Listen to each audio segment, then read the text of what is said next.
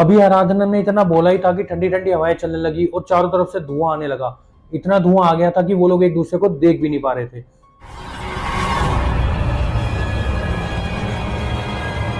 Hello everyone, welcome to the horror story with Deepak. ये कहानी तीन दोस्तों की कहानी है, गौरव, विक्की और आराधना। ये कहानी उस समय की है जब विंटर्स हॉलीडे आने वाले थे और विक्की, आराधना और गौरव अपनी कॉलेज की कैंटीन में बैठ के चाय और समोसे का आनंद लेते हुए वेकेशंस प्लान कर रहे थे। तभी विक्की बोलता है कि क्यों ना यार तुम लोग मेरे गांव चलो, अजायबगढ़, जो कि राजस्थान में है और दिल्ली से ज़्यादा दूर भी नहीं है। तुम लोग घर वालों से भी मिल लोगे, मैं भी घर वालों से बहुत टाइम से नहीं मिला हूँ, मैं भी उनसे मिल लूँगा और तुम लोग गाँव भी देख लोगे। आराधना बोलती है यार आइडिया तो अच्छा है, बहुत टाइम से बाहर का खा खा के मैं भी परेशान हो गई हूँ, घर का खाऊंगी। इस बात पे गौरव ने बोला हाँ यार ये भी आइडिया अच्छा है यार, गाँव की मैंने कभी व्लॉगिंग नहीं करी, मैं गाँव में व्लॉग्स बनाऊंगा। तो अब ये डिसाइड हो गया, ये तीनों विक्की के गाँव आज रात को 10 बजे की बस से निकलने वाले थे। कॉलेज ख़त्म करके तीनों अपने अपने हॉस्टल गए, वहाँ से बैग पैक करके सो गए और जैसा डिसाइड हुआ था इन्होंने तीनों ने 10 बजे की बस अजायबगढ़ के लिए पकड़ ली। आराधना जो है वो खिड़की की तरफ बैठी थी, ठंडी ठंडी हवाएं उसको चेहरे पे पड़ रही थी, वो उसको एंजॉय कर रही थी। विक्की और गौरव जो है वो ये प्लानिंग कर रहे थे कल हम लोग कहाँ घूमने जाएंगे। तभी विक्की गौरव को बताता है यार मेरे गांव से तो 10-15 मिनट की दूरी पे भानगढ़ का किला है जो बहुत हॉन्टेड जिसको कहा जाता है। गौरव कहता है यार ये तो तूने बहुत सही बात बताया, मुझे पता ही नहीं था यार, मैं तो खुद चाहता हूँ कि वहाँ जाके व्लॉगिंग करूँ, लोगों को बताऊँ ये हॉन्टेड प्लेस है। इतने में विक्की मुस्कुराता हुआ बोलता है भाई देख कोई हॉन्टेड प्लेस नहीं है, बचपन से आता जाता रहा हूँ मैं, बस वहाँ की इकोनॉमी को बूस्ट करने के लिए उसको ज़बरदस्ती हॉन्टेड बनाया गया है। मुझे या मेरे गाँव वालों को आज तक कुछ ऐसा वहाँ पे नहीं लगा। हाँ वहाँ पे कोई खतरा है तो जानवरों का खतरा है, रात को सरिस्का टाइगर फॉरेस्ट पास में पड़ता है, वहाँ से चीते वगैरह कभी आ जाते हैं, तो इस बात का ज़्यादा खतरा है वहाँ पे। अगर तुझे वाकई में हॉन्टेड प्लेस देखना है ना तो मेरे गांव के कुएं पे चल, बचपन से कहानियां सुनता आ रहा हूँ कि उस पे कोई जिन का कब्जा है। उस कुएं पे कोई ना तो पानी भरता है ना कोई उसके आसपास जाता है, रात में छोड़ दिन में लोगों की हालत खराब होती है उस कुएं के पास जाने में। ये सुन के तो गौरव की एक्साइटमेंट बहुत ही ज़्यादा बढ़ गई, सातवें आसमान पे पहुंच गई। हाँ यार एक नया प्लेस हम एक्सप्लोर करेंगे, इससे अच्छा और क्या होता है। वानगढ़ में तो दुनिया ने बना रखी है व्लॉग्स, इस कुएं के बारे में किसी को नहीं पता, इस कुएं पे ही आज व्लॉगिंग करेंगे। ये सुनते ही आराधना ने बोला नहीं नहीं नहीं नहीं, सीधा घर चलो, ऐसे कैसे तुम ऐसे हॉन्टेड प्लेस पे जा रहे हो, रात में कुछ हो गया तो मेरे को तो डर लगता है, मैं तो नहीं जा रही। विक्की ने मुस्कुराते हुए बोला नहीं कुछ नहीं होता आराधना, मैं वहीं रहता हूँ, मैंने आज तक कोई इंसिडेंट नहीं सुना। गांव वालों ने ऐसे ही कोई आपसी रंजिश में ऐसी अफवाह फैला दी है कि कुएं का पानी दूसरे गाँव के लोग ना ले लें या कुछ ऐसा है, और कुछ नहीं है वहाँ पे। तो चल मेरे साथ, मैं तेरे को दिखा के लाता हूँ। लेकिन हम पहले घर नहीं जाएंगे, हम पहले उस कुएं पे जाएंगे, व्लॉगिंग शूट करेंगे, फिर घर जाएंगे, क्योंकि अगर हम पहले घर गए तो घर वाले हमें रात में उस कुएं के पास नहीं जाने देंगे।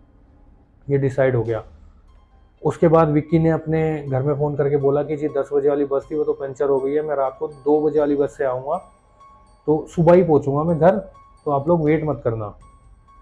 अब लगभग 2-2:30 बजे के करीब ये लोग विक्की के गांव पहुंचे। गांव पहुंचते ही ये क्या देखते हैं कि एकदम ही पिछड़ा हुआ गांव है, ना तो स्ट्रीट लाइट्स हैं वहाँ पे, रोड के दोनों तरफ खेत ही खेत हैं, कच्ची एकदम सड़क है।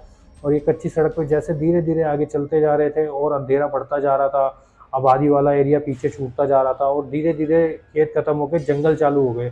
आराधना ने अपने मोबाइल का फ्लैश ऑन करा और विक्की ने अपना कैमरा ऑन करा और गौरव व्लॉगिंग करने लगा। थोड़ी दूर चलते ही जैसे ही विक्की ने बोला गौरव भाई देख वो कुआं देख रहा है ना, वही है वो कुआं, चल फटाफट चलते हैं वहाँ पे। ये देखते ही गौरव की एक्साइटमेंट बढ़ गई और वो और ही एक्साइटमेंट में व्लॉगिंग करने लगा। उसने जाते ही बताना चालू कर दिया लोगों को, गाइस ये जो कुआं है ना ये हॉन्टेड है और मैं पहला बंदा हूँ जो यहाँ पे आया हूँ। इतने में क्या होता है, अचानक से ठंडी ठंडी हवाएं चलने लगती है। और वो ठंडी ठंडी हवाएं चलने लगती है तो वो एकदम वो हैरान हो जाते हैं, यार वहाँ तो बिल्कुल हवा नहीं चल रही थी, यहाँ एकदम कैसे ठंड बढ़ गई। और फिर हवा एकदम से बंद हो जाती है, लेकिन पेड़ तेजी से हिल रहे होते हैं। गौरव कहता है विक्की यार पेड़ कैसे हिल रहे हैं, हवा तो बंद हो गई है। तो विक्की कहता है यार वो बंदर बुंदर होंगे यहाँ पे, ऐसा कुछ नहीं है, तो अपनी व्लॉगिंग कंटिन्यू कर, कोई दिक्कत वाली बात नहीं है। तभी आराधना को किसी के फुसफुसाने की आवाज़ें सुनाई देती है। आराधना बोलती है यार सुनना, मुझे किसी की आवाज़ें सुनाई दे रही हैं, तुम्हें भी सुनाई दे रही हैं क्या? अभी आराधना ने इतना बोला ही था कि ठंडी ठंडी हवाएं चलने लगी और चारों तरफ से धुआं आने लगा। इतना धुआं आ गया था कि वो लोग एक दूसरे को देख भी नहीं पा रहे थे।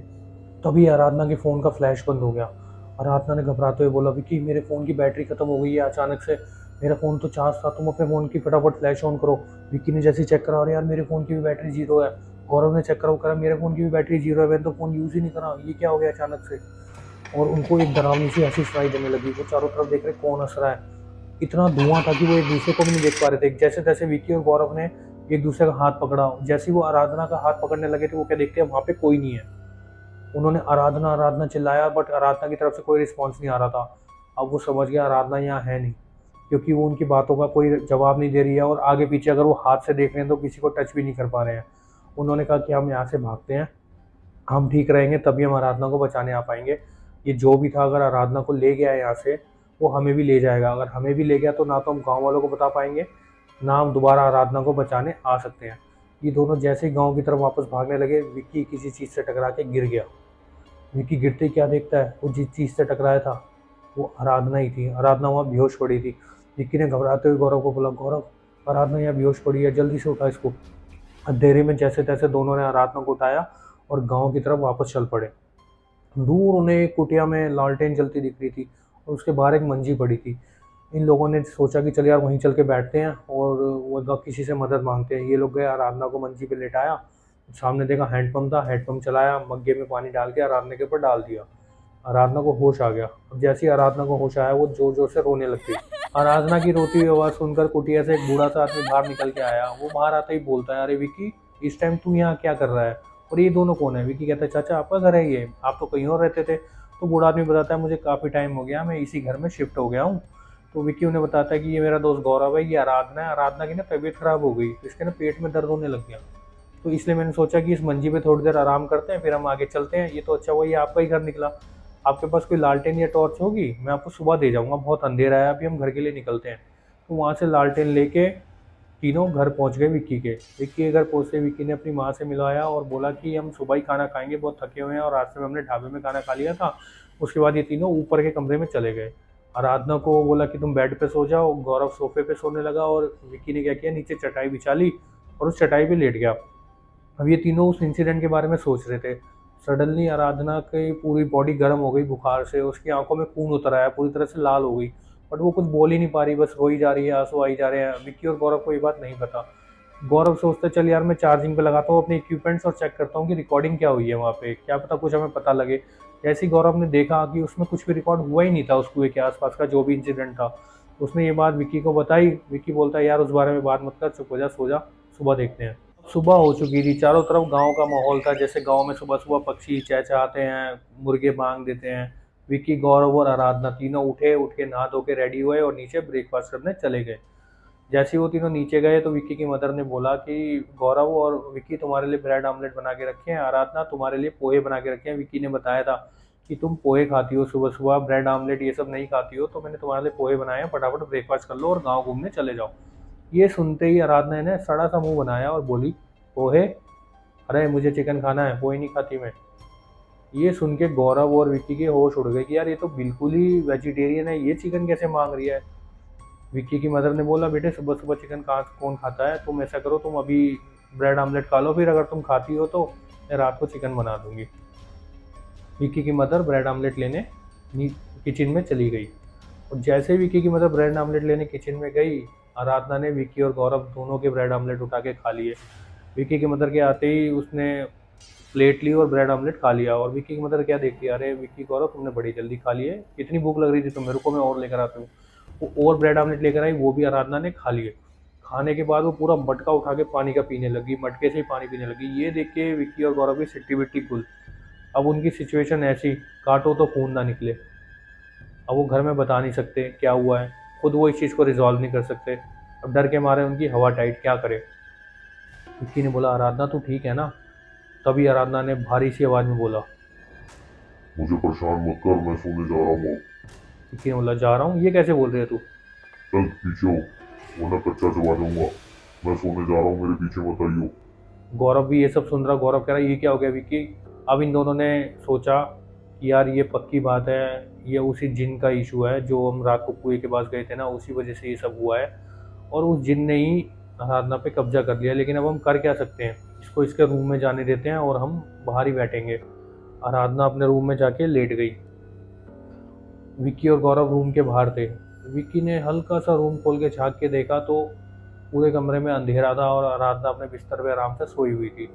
अब इन दोनों ने कहा, हम ना बाहर ही सो जाएंगे, आज आज कहीं घूमने नहीं जाते हैं, यहीं बैठे रहते हैं, मम्मी को बोल देंगे कि आराधना की तबीयत खराब हो रही है। ठीक है। तो किसी तरह शाम हुई, शाम को उनके घर में चिकन बना, आराधना नीचे आई, चिकन खाया, फिर वही मटके से पानी पिया और वापस अपने रूम में चली गई। अब उसकी आंखें लाल लाल दिखने लगी हैं। विक्की और गौरव ये चीज़ पे गौर कर रहे हैं कि इसकी आंखें एकदम लाल होती जा रही हैं।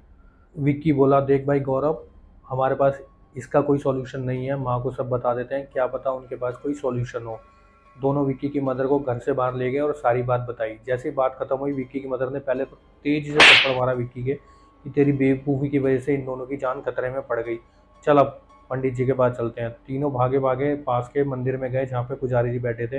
पुजारी जी को विक्की ने सारी बात बताई। पुजारी जी ने अपना कमंडल उठाया जिसमें गंगा जल था और वो घर की तरफ आ गए।